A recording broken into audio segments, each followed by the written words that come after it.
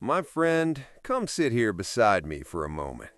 Let these old bones of mine settle into this wooden chair, and let me take a slow breath before I begin. You know, at 80 years old, every story I tell feels like it's borrowed time. Borrowed, but precious. And today, you came to me with that spark in your eyes, that same spark you've carried since you were 60, even though you pretend you're older than you actually feel. Don't argue with me, I know you. You're 60 going on 39, and most days you act younger than me. But the moment you asked me, Paul, what are the things a stupid man always says?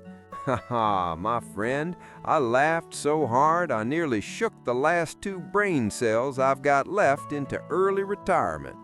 Because let me tell you something from first-hand experience. I have lived long enough to meet every category of man. The wise, the wicked, the wounded, the wandering, and then, of course, the stupid. And believe me when I say this, a stupid man doesn't just speak. He broadcasts, he announces, he declares nonsense with the confidence of a philosopher who's had one too many cups of ego mixed with ignorance. And you know what's funny?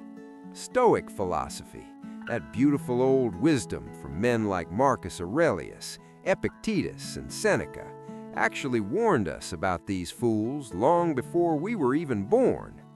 The Stoics said that the loudest, angriest, most reactive men are usually the ones with the least wisdom.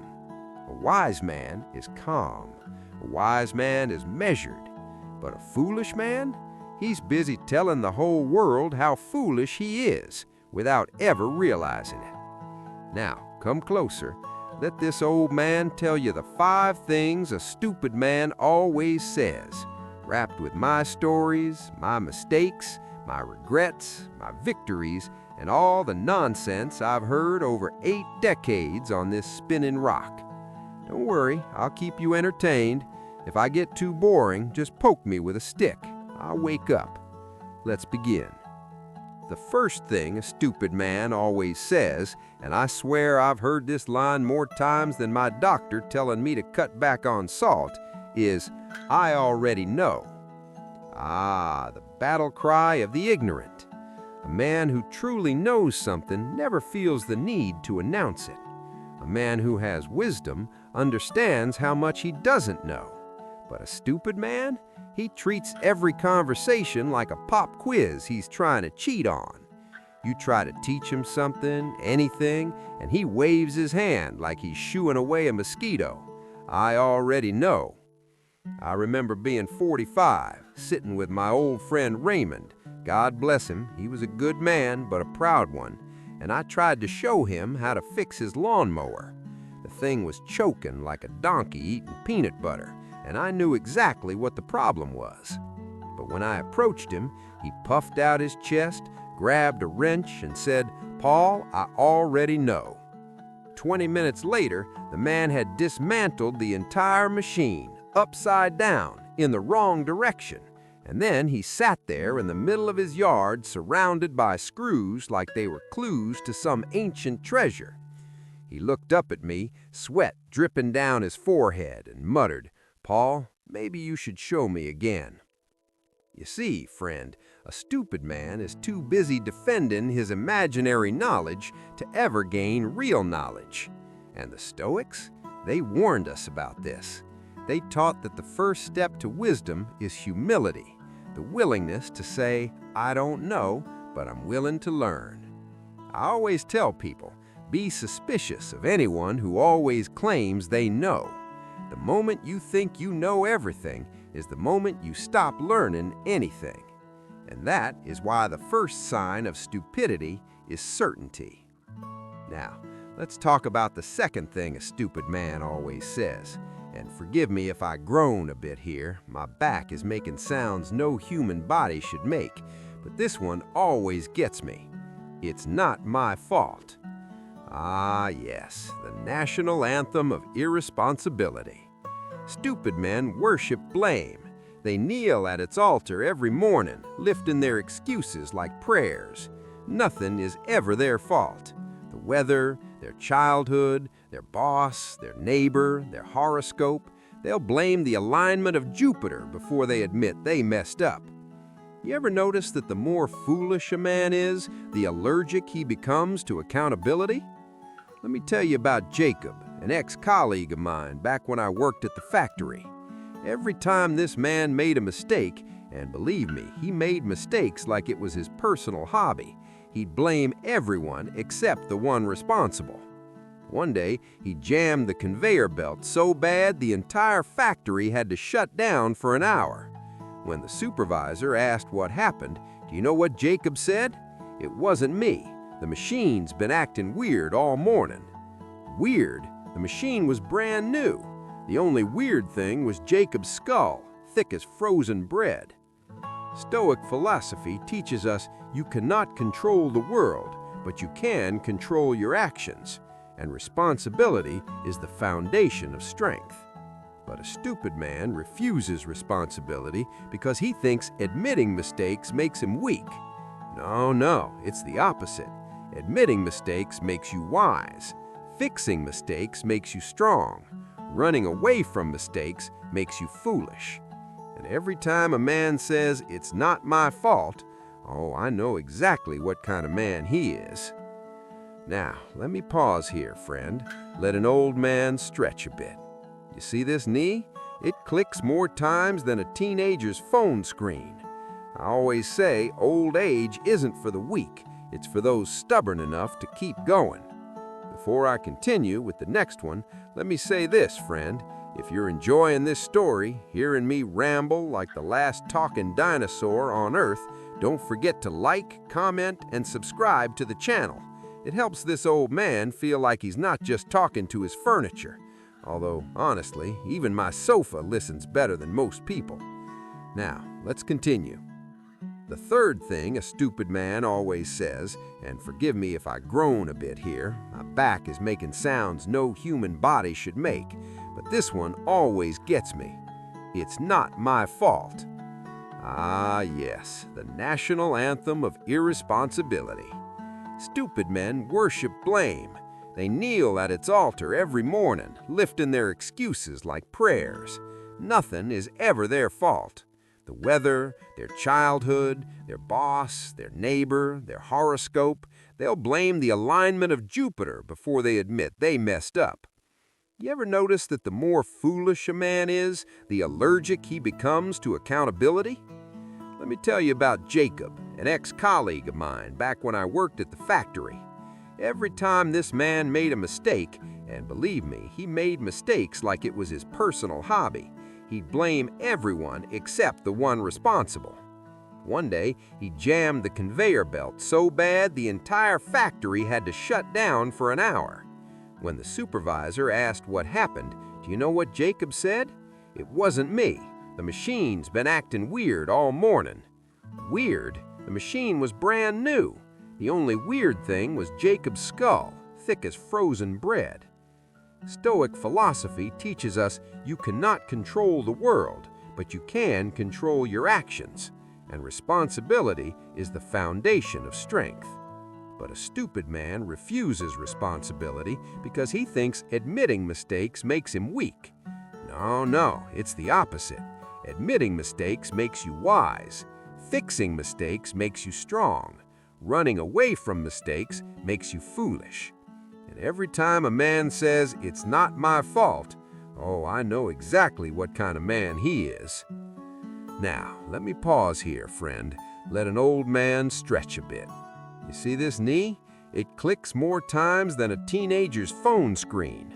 I always say old age isn't for the weak, it's for those stubborn enough to keep going. Before I continue with the next one, let me say this, friend. If you're enjoying this story, hearing me ramble like the last talking dinosaur on Earth, don't forget to like, comment, and subscribe to the channel. It helps this old man feel like he's not just talking to his furniture. Although, honestly, even my sofa listens better than most people. Now, let's continue. Friend, you're still here. Good. You know, Every time you sit with me like this, I feel like time slows down just a little. Not enough to stop my back from cracking when I stand up, but enough for me to forget the aches for a moment. And that's a gift. You give me that gift. Now earlier, we talked about the 5 things a stupid man always says. And I saw the way you leaned in, the way your eyes sharpened, the way your mind began dancing with the memories of people in your life who said those lines. You think I didn't notice? Oh, I noticed. You were mentally pointing at every ex-boyfriend you've ever had. Don't deny it, your eyebrows betrayed you. But here's the truth. Understanding stupidity is only half the journey. The more interesting part, the part I didn't get to tell you earlier, is what happens after you recognize it.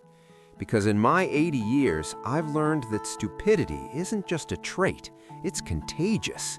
If you're not careful, you can catch it, just like a cold or fashion trends. One minute you're sensible, the next minute you're wearing a sweater with a dancing reindeer on it and pretending it's normal. So come closer. Let me tell you what happens when a man spends too long living inside his own foolishness, and how Stoic philosophy can be the shield that protects your heart from men who swing their stupidity around like a sword. Let me start with something personal, something heavy, something I don't share with many people. But you've earned every part of my story. There was a time in my life, back when the world was quieter and I still had more hair than common sense, when I fell into a trap built not by the world, but by myself. You see, when I was younger, 35, maybe 36, I used to think emotional toughness meant silence.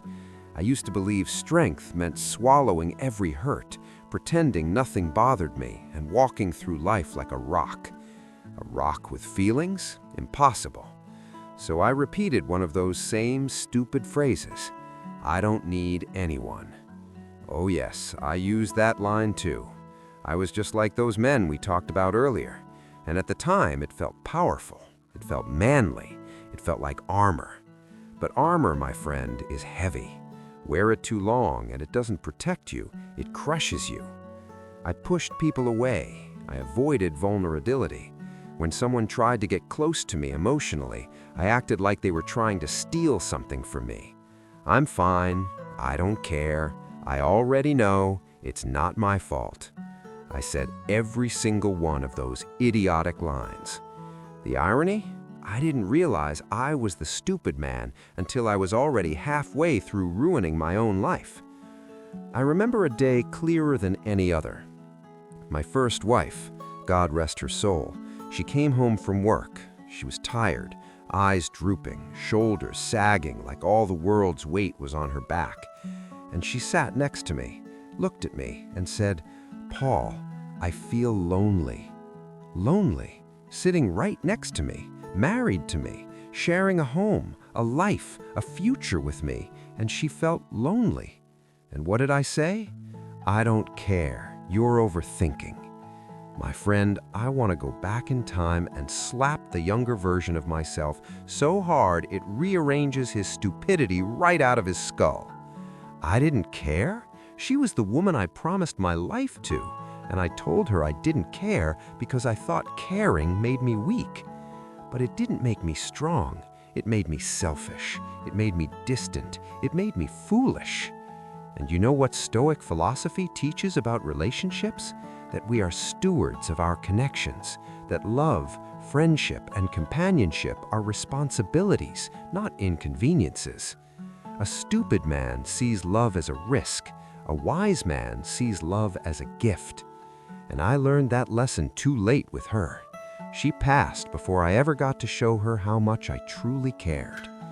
It's why I talk so much now, why I tell these stories, why I remind the people I love, including you, that connection is more important than pride. Now, let's shift into something a little lighter, because I can feel that sadness creeping into your eyes. Don't look at me like that. I might cry too, and at my age, when I cry, it takes half an hour to stop. Let me tell you about the funniest stupid man I ever met. Not dangerous, not cruel, just spectacularly, unbelievably dumb in the most entertaining way possible. His name was Benny. Benny was one of those men who believed every word he said deserved a trophy. He spoke with confidence, swagger, and a total lack of awareness, like a rooster strutting around the farm without realizing he's about to become dinner. One day, Benny decided he wanted to start a business, a simple business, selling lemonade.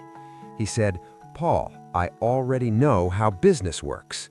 Ah, there it is, the first stupid phrase. Then he said, "If something goes wrong, it's not my fault." Second stupid phrase. He said, "I don't care what people think." Third stupid phrase. He said, "If this fails, everybody's against me." Fourth stupid phrase. And then he said, "I don't need anyone. I can do it all myself." Fifth stupid phrase. I should have stopped him. I should have saved him from himself. But honestly, I was curious. I wanted to see what kind of disaster was about to unfold. So Benny grabs some lemons, sets up a table outside his house, and starts mixing lemonade.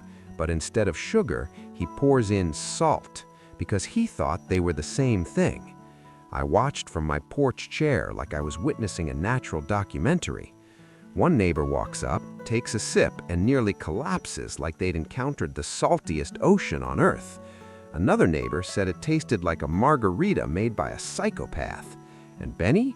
He shook his head, crossed his arms, and said, "It's not my fault. People just don't appreciate good flavors." Friend, I nearly fell out of my chair laughing. But here's the thing. As funny as Benny was, he taught me something important, something Stoic philosophy echoes loud and clear. A man who refuses feedback will repeat his mistakes forever. Stupidity isn't just about what a man says, it's about how tightly he holds on to his own nonsense. Let me give you something deeper now, something philosophical, something you won't forget. Every foolish phrase a man says comes from one place: ego. Ego is the enemy of wisdom. Ego is the enemy of peace. Ego is the enemy of growth. Marcus Aurelius, one of the greatest Stoic thinkers, wrote in his journal, which would later become Meditations, something like this: "The opinion of the fool is noisy. The understanding of the wise is quiet." Most of the stupid men we've met in life, oh, they're loud, arrogant. They speak not to communicate, but to defend themselves. They're always right, even when they're wrong. They're always victims, even when they're responsible. They're always detached, even when they desperately crave connection. But wisdom speaks softly. Wisdom listens. Wisdom pauses. Wisdom asks questions. Wisdom considers before reacting. That's why Stoic philosophy isn't just some ancient mumbo-jumbo.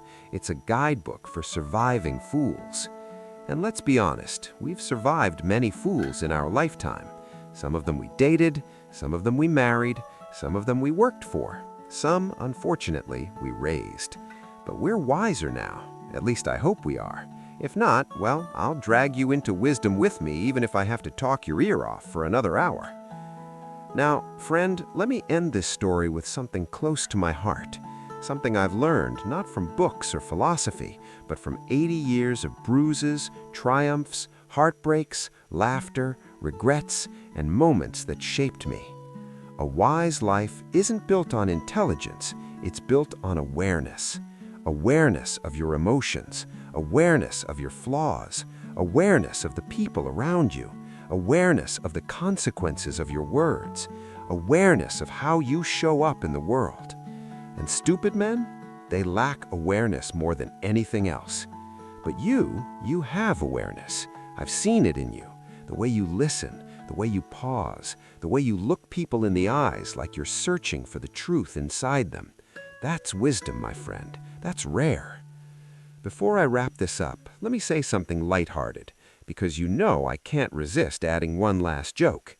If you ever meet a man who says all 5 stupid phrases, "I already know," "It's not my fault," "I don't care," "Everybody's against me," "I don't need anyone," run. Don't walk. Run, like your knees are 20 again. Run like there's free cake on the other side of the street. Run like someone told you Ryan Gosling is waiting for you with a puppy and a glass of wine. Life is too short to waste on foolishness, especially when you have wisdom, love, and laughter waiting for you elsewhere. Now, my friend, before you go, let me say this gently, naturally, without forcing anything.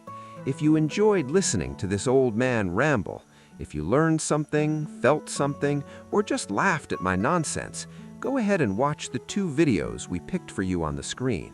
They're good ones, I promise. Better than this old man's lemonade recipe anyway. Come back anytime. The chair beside mine is always waiting for you.